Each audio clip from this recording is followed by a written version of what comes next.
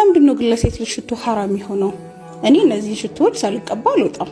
ይቅርታ አድርጉልኝ። ምክንያቱም እናንተ ስትፈጠሩ እዚህ ምድር ላይ ስትሆኑ ምንም ተጨማሪ ሌላ ነገር ሳታደርጉ እንኳን ራሳችሁ ፈተና እንደሆናችሁ አላህ Subhanahu Wa Ta'ala ነብዩ መሐመድ ሰለላሁ ዐለይሂ ወሰለም ስለነገሩን፣ በተጨማሪ ደግሞ ሽቶ መቀባባትና እንዲሁም ኩል መኳኳል እንዲሁም ጌጣጌጦችን ማሳየት የበለጠ ደግሞ ፈተናው እንዲሰፋ ስለሚያደርግ ነው። ስለዚህ አንዲት ሴት ወደ ውጭ ስትወጣ ሽቶ ተቀብታ መውጣት የለባትም፣ ፊትናውን ልታሰፋው ስለምትችል ማለት ነው። ወንዶች በተለያየ መንገድ ይፈተናሉ። አንዱ መፈተኛቸው ደግሞ ሽታ ሲደርሳቸው ነው። ሴቶች ሽቶ ደግሞ በጣም ከፍተኛ ሽታ ስላለው ብዙ የሆኑ ወንዶች እንዲወሰወሱ ሊያደርግ ይችላል። በተዘዋዋሪ ዝሙት ለመፈጸምና ወደ ዝሙት ለመቅረብ በጣም ትልቅ አስተዋጽኦ ሊያደርግ ስለሚችል ይህን ነገር መጠንቀቁ በጣም ወሳኝነት ያለው ጉዳይ ነው። ምናልባት እያስተዋወቅሽ ከሆነ እህቴ በተለያየ መንገድ ማስተዋወቅ እየቻልሽ ነገር ግን በዚህ መንገድ ማስተዋወቅሽ በጣም ከፍተኛ የሆነ ስህተትን እየተሳሳትሽ መሆኑን ልታውቂ ይገባል። ምክንያቱም አላህ Subhanahu Wa Ta'ala ሁል ጊዜ አንድ ነገር ሲያዘንም ሆነ ሲከለክለን በምክንያት እንደሆነ እናውቃለን። ይህ ነገር ለምን ሆነ ብለን መጠየቅ እንኳን አይጠበቅብንም። እስልምናን ስንቀበል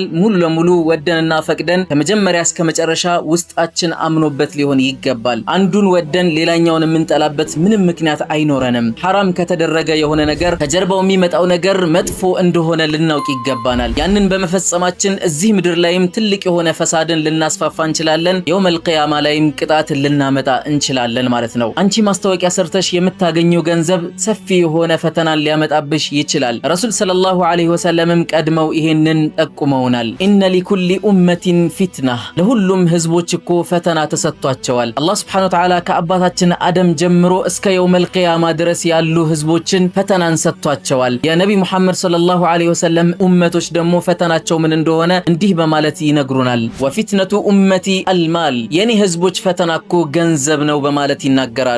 ገንዘብን የምናመጣበት መንገድ ሐራም ነው ሐላል ነው ብለን እያጣራን ካልሆነ በስተቀር ለፊትና እንደሚሆን ልናውቅ ይገባናል። በሐላል መንገድ የመጣው ገንዘብን ስንጠቀምበት ኒዕማ እንደሚሆነው ሁሉ በመጥፎ ነገር የመጣ ገንዘብ ደግሞ ለፊትና እንደሚሆን ማወቅ ይኖርብናል። ከዚህ ላይ የምታገኘው ውስን የሆነ ገንዘብ ይሆናል። ነገር ግን ዘላለም ህይወትሽን እያጠፋሽ ነው ያለሽው። ዘላለማዊ ህይወትሽ አኺራ ላይ ያለው ህይወትሽ ነው። አላህ የተናገረውን ንግግር አልቀበልም በማለትሽ የተነሳ ትልቅ የሆነ መዘዝን ሊያመጣብሽ እንደሚችል ማወቅ ይኖርብሻል። ረጅም በሆነ ሐዲስ ነብዩ መሐመድ ሰለላሁ ዐለይሂ ወሰለም ሲያስተምሩን መጨረሻ አካባቢ ላይ እንዲህ በማለት ነው የዘጉት። አላ ወኢነ ሊኩሊ መሊኪን ሒማ፣ ለማንኛውም ንጉስ እኮ ክልክል ድንበር የሚባል ነገር አለው። ከዛ ድንበር ካለፋችሁ የምትቀጡበት የሆነ ህግ አለ እዛ መንግስት ውስጥ ማለት ነው። አላ ወኢነ ሒመላሂ መሐሪሙ፣ የአላህ Subhanahu Wa Ta'ala ድንበር ደግሞ እሱ እርም ያደረገውን ነገር መተላለፍ ነው። ያንን መተላለፍ የአላህን ድንበር መተላለፍ ነው። ሐራም ነው ከተባለ የሆነ ነገር ሐራም ነው በቃ መተው ነው። ሐላል ነው ሲባል ደግሞ ተፈቅዷል ማለት ነው። እንድንሰራው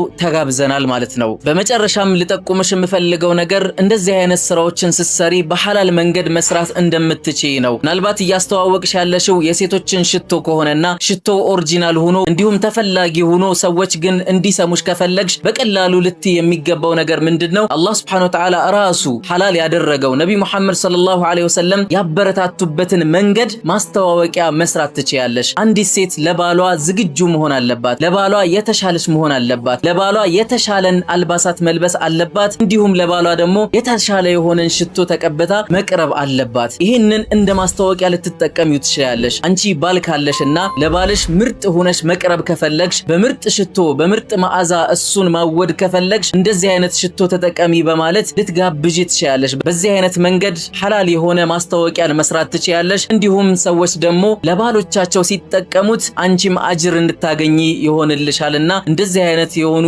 አሰራሮችን ብትሰሪ የተሻለ ነው። እንደ ጥቆማ ሌሎቻችሁም እንድትጠቀሙበትና እንድትጠነቀቁ ያክል ነው ይሄን ቪዲዮ ምለቀው። የዛሬው መልእክቴ ነው። ወሰላሙ አለይኩም ወራህመቱላሂ ወበረካቱሁ።